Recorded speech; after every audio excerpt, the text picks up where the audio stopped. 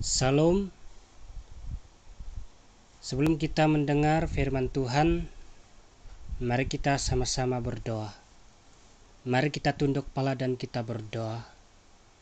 Tuhan Allah Bapa kami yang ada di surga, yang kami kenal di dalam nama Tuhan kami Yesus Kristus. Pada hari ini Tuhan, kami ingin bersama-sama belajar firman-Mu. Berikanlah kami kekuatan dan hikmat supaya kami dapat memahami apapun yang kami pelajari bersama-sama hari ini. Hamba-Mu yang menyampaikan, berikanlah hikmat dan pengertian supaya hamba-Mu dapat menyampaikan firman-Mu sesuai dengan kebenaran firman-Mu. Di dalam nama Tuhan kami Yesus Kristus, kami berdoa dan mengucap syukur. Mari kita katakan bersama-sama, amin. Teks pembelajaran kita pada hari ini diambil di dalam Lukas 2 ayat yang ke-11. Lukas 2 ayat 11 di bawah tajuk Gembala-Gembala, dan tema kita pada sepanjang bulan ini sukacita, dan subtema berita sukacita yang benar. Saudara-saudari yang dikasihi Tuhan, tema kita sepanjang bulan Oktober ini adalah tentang sukacita. Dan subtema kita pada minggu ini adalah soal berita sukacita yang benar. Pertama, sukacita menurut di dalam kamus Alkitab lebih dari sekadar emosi. Mengapa lebih dari sekadar emosi? Sebab emosi secara umumnya tidak dapat melukiskan atau menggambarkan tentang bagaimana sukacita itu hadir di dalam kehidupan kita. Kedua, sukacita merujuk kepada perasaan senang hati dan gembira. Tetapi sukacita yang diberikan dunia ini hanyalah bersifat sementara. Tetapi sukacita yang dikabarkan oleh malaikat Tuhan kepada para gembala benar-benar sukacita yang luar biasa. Mengapa luar biasa? Sebab berita yang dikabarkan oleh para malaikat Tuhan tidak pernah disampaikan oleh dunia ini. Di dunia ini atau di dalam dunia ini ada banyak berita, tetapi belum tentu sebuah berita sukacita yang benar, dan belum tentu sama dengan apa yang dikabarkan oleh malaikat Tuhan kepada para gembala di padang.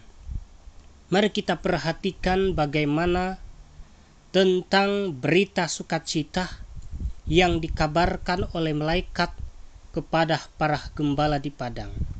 Semasa para gembala menjaga domba di padang pada waktu malam, tiba-tiba malaikat Tuhan berdiri di dekat mereka, maka ketakutanlah mereka.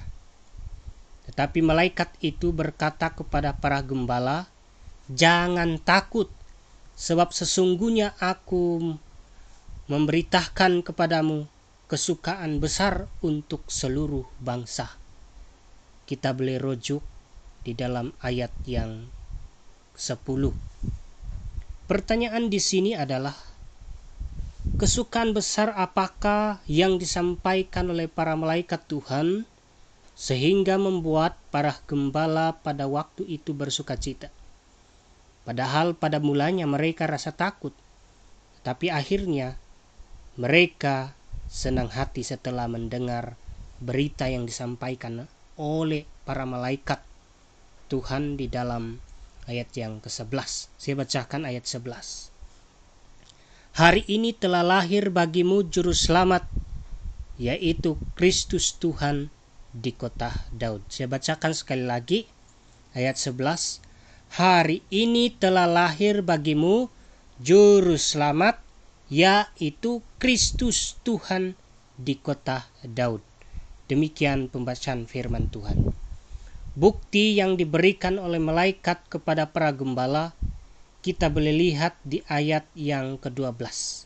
di mana di dalam ayat ini malaikat memberikan tanda kepada para gembala supaya ketika mereka pergi ke Bethlehem, mereka percaya bahwa apa yang diucapkan oleh para malaikat itu benar-benar terbukti. Singkat cerita, pada waktu para gembala itu pergi ke Bethlehem, mereka mendapati bahwa apa yang diucapkan oleh para malaikat itu benar-benar sama seperti yang mereka dengar semasa di padang sebelumnya. Boleh rujuk ayat yang ke-20 supaya semakin jelas pemahaman kita.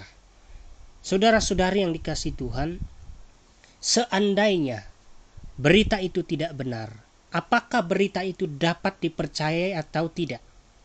Saya pikir tidak.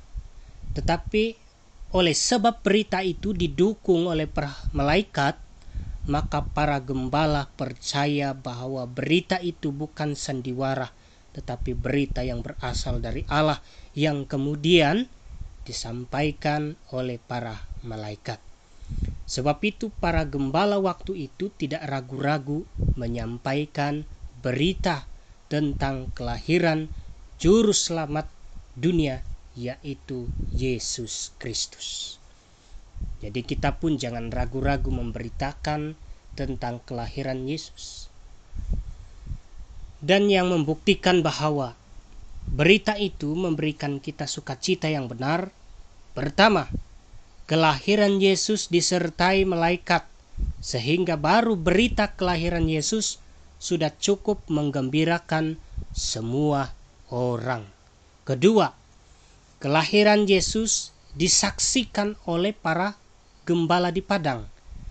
Dan ini kita belum rujuk Injil Matius yang mencatat tentang pelawat dari timur dan nubuatan para nabi di dalam kitab Perjanjian Lama.